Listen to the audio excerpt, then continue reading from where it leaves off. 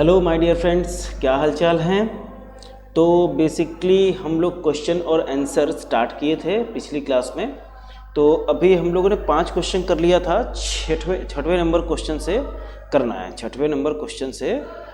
है।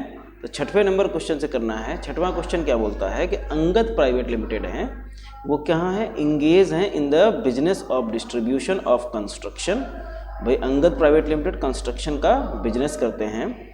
As an incentive Angad private limited pays an amount of 75,000 to its employee. अब employee को ये 75,000 रुपये देते हैं एज ए इंसेंटिव, ठीक है, क्योंकि स्पेसिफिक सेल टारगेट उसने कंप्लीट कर लिया था। The incentive is a part of salary of employees and applicable tax is deducted at source as per relevant income tax provision. ठीक है, तो सैलरी का ही पार्ट है और जो भी टीडीएस था उस पर वो काट लिया गया। फिर Angad private limited is of the view that GST is not leviable on such incentive paid to employee. Whether the view taken by Angad Private Limited is correct? भाई yes, absolutely correct। भाई ये गिफ्ट थोड़ी है कि 50,000 के ऊपर है तो हम उसके ऊपर टैक्स लगा देंगे, नहीं ना, ये गिफ्ट है ही नहीं। अब तो 50,000 के ऊपर जा रहा है तो हम टैक्स क्यों लगाएंगे इसके ऊपर। ये क्या है, ये इंसेंटिव है जो पार्ट ऑफ सैलरी है, तो इस पर नहीं लगेगा। अब इसमें प्रोविजन क्या लिखेंगे, प्रोविजन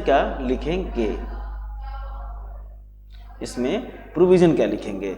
तो भाई सीधी सी बात है, अब इसमें प्रोविजन क्या लिखेंगे, कहाँ आ रहा है, ये एम्प्लॉय वाला आ रहा है। ठीक, एम्प्लॉय वाला आ रहा है, तो भाई एम्प्लॉय ने शेड्यूल 3 का जो नेगेटिव लिस्ट है वो लिखेंगे पहले तो। ठीक, कि एम्प्लॉय ने एम्प्लॉयर को जो सर्विस दी वो जीएसटी के न सप्लाई ऑफ गुड्स है ना ही सप्लाई ऑफ सर्विस है। फिर गिफ्ट वाला पॉइंट बता देंगे कि भैया यदि 50,000 से ऊपर अगर गिफ्ट हुआ, 50,000 से ऊपर यदि गिफ्ट हुआ, 50,000 से ऊपर यदि गिफ्ट हुआ तो उस पर भाई जीएसटी लग जाता है। अब ये फिर केस को डिस्कस करेंगे, ये केस है। फिर कंक्लूजन में क्या बताएंगे कि चूंकि ये जो 75,000 इंसेंटिव है is a part of salary है, तो भाई इस पे ये चूंकि जो एम्प्लॉय ने एम्प्लॉयर को सर्विस दी उसके अंतर्गत आता है और ना ही ये सप्लाई ऑफ गुड्स है ना ही ये सप्लाई ऑफ सर्विस है। क्लियर है।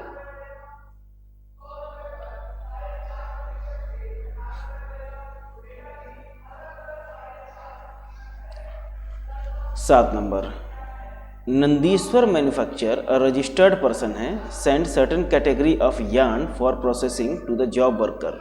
ठीक, जॉब वर्कर को नंदीश्वर मैन्युफैक्चरर ने क्या दिया, कुछ यार्न मतलब कुछ धागे भेजे।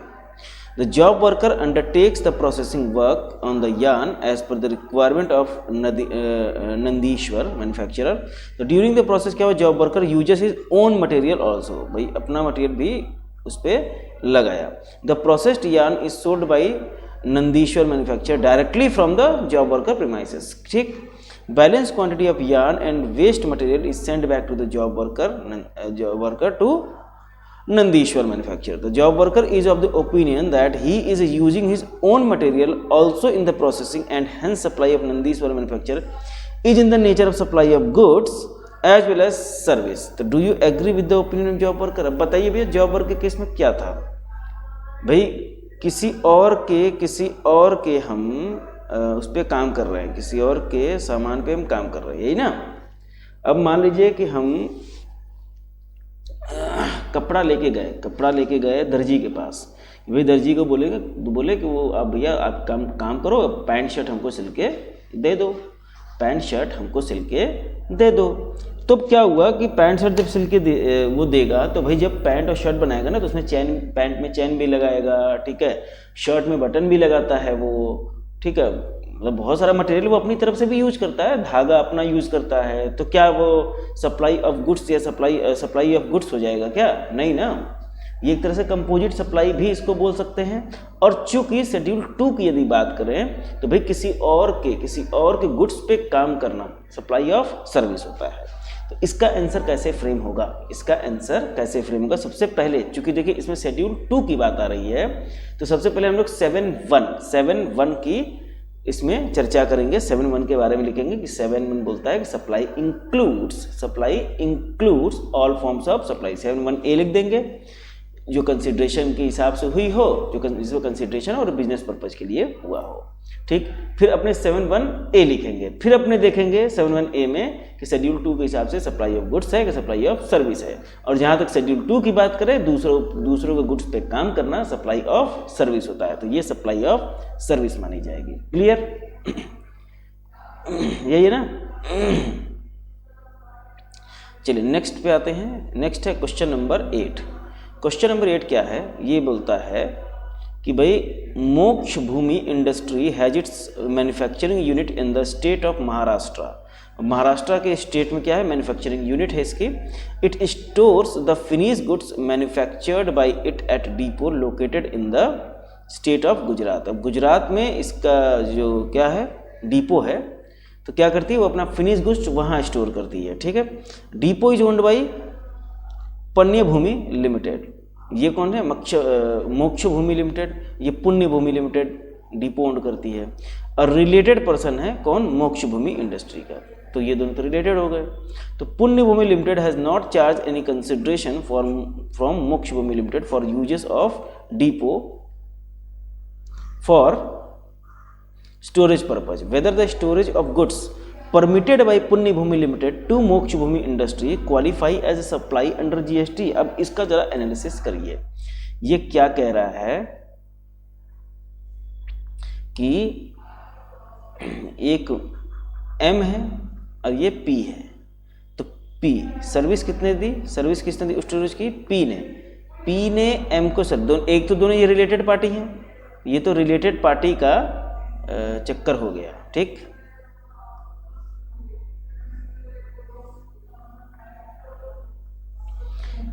एक तो ये रिलेटेड पार्टी है, ठीक है, तो कोई दिक्कत वाली बात नहीं है। तो P ने M को सर्विस दी, ये बोलेंगे ना, किराए पे दिया मतलब सर्विस दी, फ्री ऑफ कॉस्ट दी। अब रिलेटेड पर्सन का कॉन्सेप्ट कहाँ आता है? एक तो वो शेड्यूल 1 में आता था इंपोर्ट ऑफ सर्विस, तो ये इंपोर्ट ऑफ सर्विस तो है नहीं, तो वो तो कहानी वहीं खत्म हो गई। अब कहाँ आता है? शेड्यूल 1 में ही एक और आता है, इंपोर्ट के अलावा एक जगह और आता है कि रिलेटेड पर्सन से सप्लाई ऑफ गुड्स क्या था? गुड्स सर्विसेज और बोथ किसके? बिटवीन रिलेटेड पर्सन या बिटवीन डिस्टिंक्ट पर्सन, वो क्या थे? अगर विदाउट कंसिडरेशन है तो उसको सप्लाई मान लिया जाएगा। तो भैया यहाँ पे सबसे 7(1)C का रेफरेंस आएगा, फिर शेड्यूल 1 के उस पैरा का रेफरेंस आएगा, फिर अपने केस लिखेंगे, फिर कंक्लूजन लिखेंगे। क्लियर? तो ये तो सप्लाई ऑफ क्या हो गया, मतलब सप्लाई तो हो गई। सप्लाई ऑफ गुड्स है कि सर्विस है ये नहीं पूछा है, ये सिर्फ इतना पूछ रहा है कि सप्लाई है कि नहीं। तो सप्लाई तो है, और किसके हिसाब से? एज पर शेड्यूल 1 पैरा 3 ना। ठीक, क्वेश्चन नंबर 9 पे आते हैं। टोटल कितने क्वेश्चन है इसमें? 14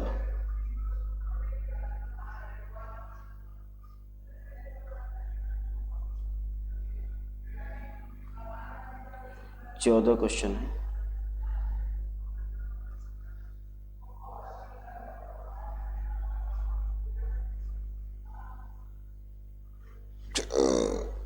आइए क्वेश्चन नंबर 9 पे आते हैं। क्वेश्चन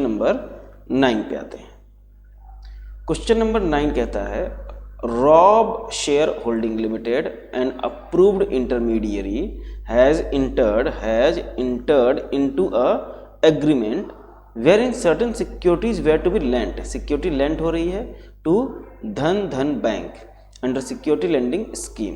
धन bank shall pay specified lending fees ये देगा। एक तो against such lending of security to it explain the taxability of transaction involve in security lending scheme. Security lending scheme के बारे में जो प्रोविजन हम लोगों ने पढ़ा था उसके बारे में बता देना। फिर वहाँ पे कंक्लूजन ये देना कि जो लेंडिंग फीस ये दे रहा है बैंक, धन बैंक, इस पर भी है ये जीएसटी के दायरे में तो आएगा। ठीक है, फिर क्वेश्चन नंबर 10 क्या बोलता है? क्वेश्चन नंबर 10 बोलता है Krishnadev is a trader based in India, India में बेस्ड हैं, ट्रेडर हैं, और Ramakrishna brother of Krishnadev is located in China. ठीक, तो कृष्णदेव इंडिया में ट्रेडर हैं और रामाकृष्णन के जो रिलेटिव है वो कहाँ, चाइना में है, और also engage in the business of trading of goods, वो भी ट्रेडिंग करते हैं।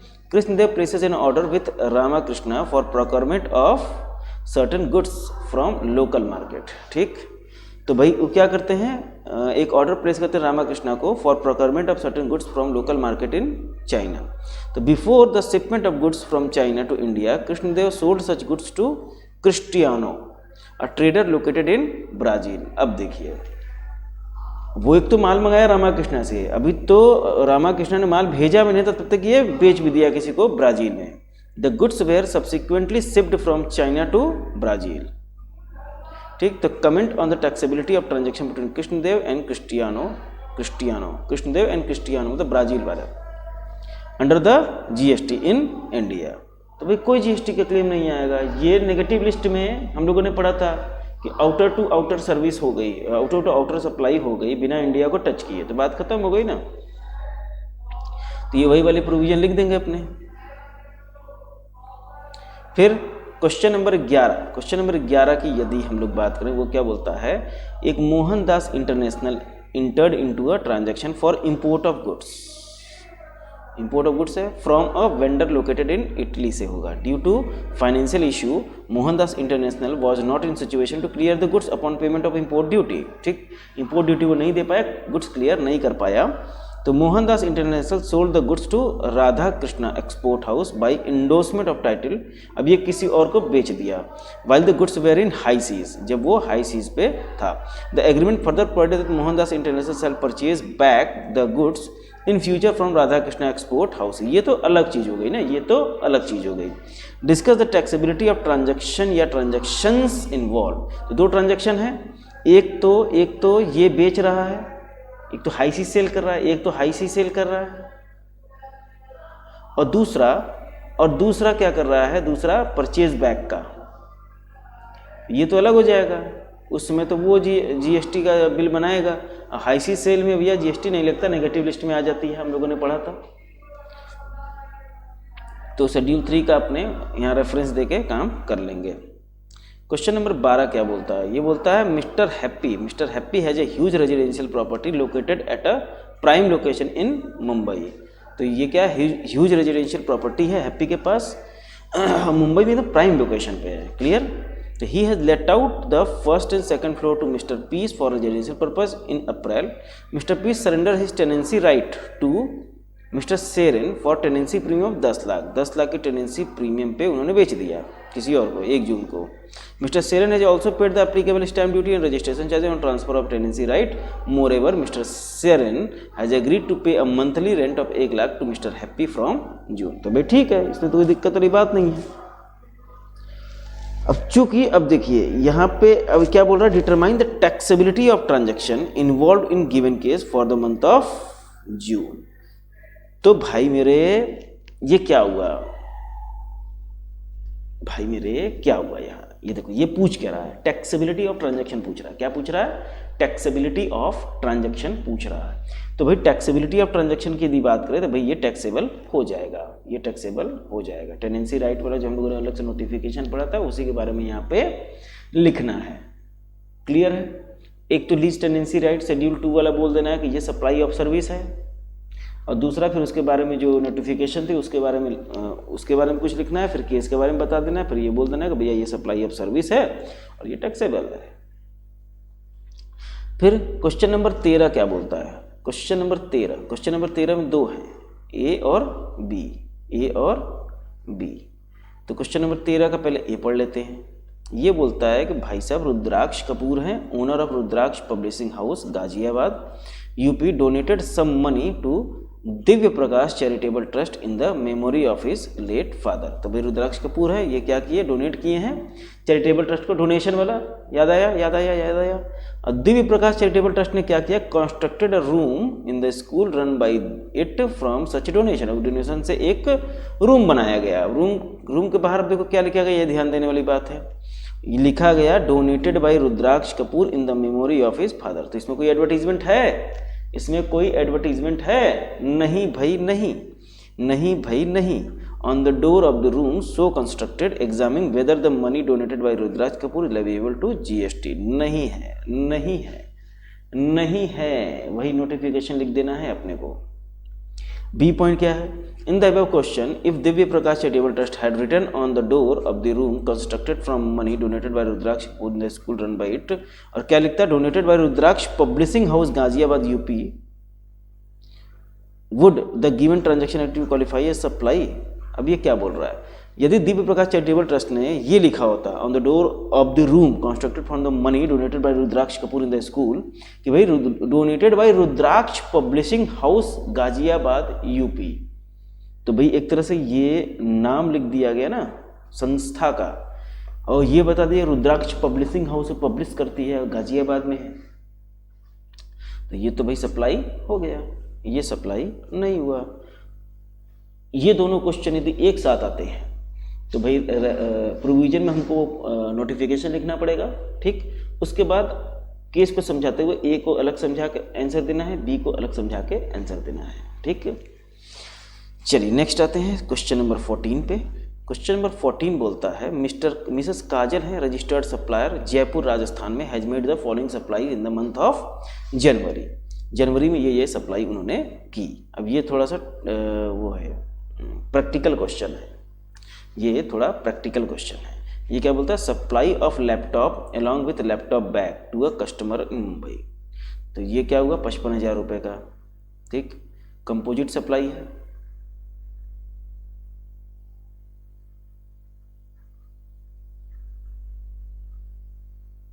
ठीक है। Supply of 10,000 kit, 50 kit amount 5 lakh, Ram fancy store Kota. Each kit consist of 1 hair oil, 1 beauty soap and 1 hair. ये क्या है? मिक्स है, इसमें हाईएस्ट रेट ऑफ जीएसटी लगेगा। फिर तीसरा 100 kits are given as free gift to Jaipur customer, जो भी सब अनरिलेटेड है, on the occasion of Mrs Kajal's birthday. Each kit consist 1 hair oil and 1 beauty soap. Cost of each kit 35 है, और input tax credit has not been taken on the goods contained in the kit. भाई ये free gift वाला है, हम लोगों ने पढ़ा था ना नोटिफिकेशन, फ्री गिफ्ट वाला वो है। तो फ्री गिफ्ट वाला नोटिफिकेशन है ये, तो इसको तो अभी हम लोग देख लेते हैं कि फ्री गिफ्ट वाला क्या था, याद है कि नहीं। चलिए नेक्स्ट पढ़ते हैं। Even management services provided free of cost to her brother. Management services provided free of cost to her। अब ये एक सर्विस है फ्री ऑफ कॉस्ट, अपने भाई को ही दे रहे हैं जो उनके ऊपर पूरी तरीके से डिपेंडेंट है। For his sons marriage function in Indore, cost of providing set services is 80,000। अब इसके ये है 80,000 रुपये की सर्विस दी है ये, ठीक। 80,000 रुपये की सर्विस दी है, किसको? अपने भाई को, भाई को ही दिए, चूँकि पैसा नहीं लिए, ये फ्री ऑफ कॉस्ट दिए हैं। अब पांचवा क्या है?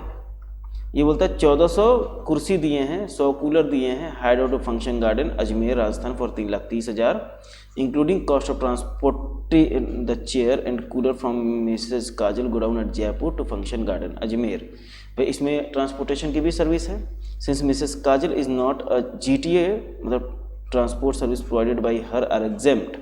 भाई GTA नहीं है तो उनका ट्रांसपोर्ट एग्जेम्प्ट है, ठीक। तो ये तो एग्जेम्प्ट हो गया,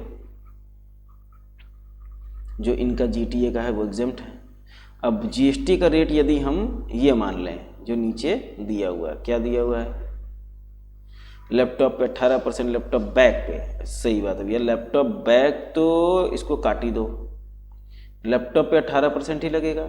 फिर hair oil, beauty soap, hair comb, ये कितना है? इसमें मैक्सिमम 28 है, तो ये लग जाएगा। फिर event management services, event management पे कितना लगेगा? फिर ये 5% है। Service of renting of chair and cooler 12% है। ट्रांसपोर्टेशन पे 5% है। तो इन दोनों में ये 5 पे तो लगेगा नहीं, इस पे लगेगा, ठीक है। और ये इवेंट मैनेजमेंट का है। अब देख लेते हैं क्या है इसका solution. From the above information, examining each of the above supply made by Mrs. Kajal for the month of January, determine the GST applicable on the same month. Question number 14 पे आ जाते हैं, उसके आंसर पे, क्योंकि practical है, फटाफट इसमें देख लेते हैं क्या सॉल्व किया गया है।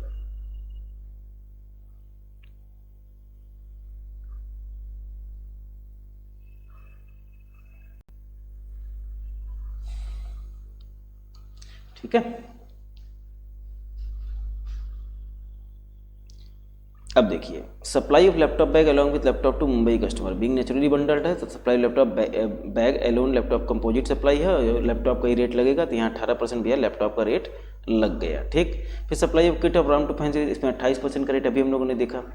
Free gift to customer can not be considered a supply under section 7 read with schedule 1 as a gift are given to unrelated customer without consideration. अब भैया शेड्यूल 1, लेकिन एक चीज और कहता था कि आईटीसी क्लेम किया गया कि नहीं, वो चीज भी यहां हम लोग मानेंगे। ठीक है, तो ये भाई ये फ्री गिफ्ट है। हाँ, चूंकि अब आईटीसी के चैप्टर में पढ़ेंगे कि अगर इस तरह का फ्री गिफ्ट दिया जा रहा है तो उस पर जो आईटीसी इन्होंने क्लेम की थी वो इनको रिवर्स करनी होगी। फिर इवेंट मैनेजमेंट सर्विसेज का 5% ही है, फ्री ऑफ कॉस्ट दे रहे हैं अपने ब्रदर को for his son marriage shall be consider supply as a service are being provided to related person says it is individual supply it will be taxed at the rate applicable on the said service related person. ये भी schedule 1 में ही आ गया। फिर chair and cooler hired out a function garden, ये भी 12%, उस पर जो वो अपना है ट्रांसपोर्ट वाला वो नहीं देखेंगे। Transport service provided by Mrs Kajal are exempt, ठीक है एग्जेम्प्ट है, लेकिन भैया ट्रांसपोर्ट सर्विस तो उसमें इंक्लूड है ना, तो भाई हम तो 12% पूरे पे लगाएंगे ना। However since chair and cooler are hired out along with the transportation it is a case of किसका composite supply wherein the principal supply is hiring out of chair and coolers accordingly transportation service will also be taxed at the rate of applicable for renting chairs and coolers. Clear है, समझ में आ गया? यहाँ तक किसी को कोई दिक्कत हमारे हिसाब से तो नहीं होना चाहिए। फिर भी दिक्कत परेशानी होती है तो कमेंट सेक्शन में बताइएगा कौन से क्वेश्चन में दिक्कत है, तो उसका मैं डिटेल में एक बार फिर से एनालिसिस करवा दूंगा। क्लियर है? अब नेक्स्ट क्लास से हम लोग मतलब कल की क्लास से दूसरा चैप्टर शुरू करेंगे, चैप्टर नंबर 2। क्लियर है? चलिए, तब तक के लिए नमस्कार।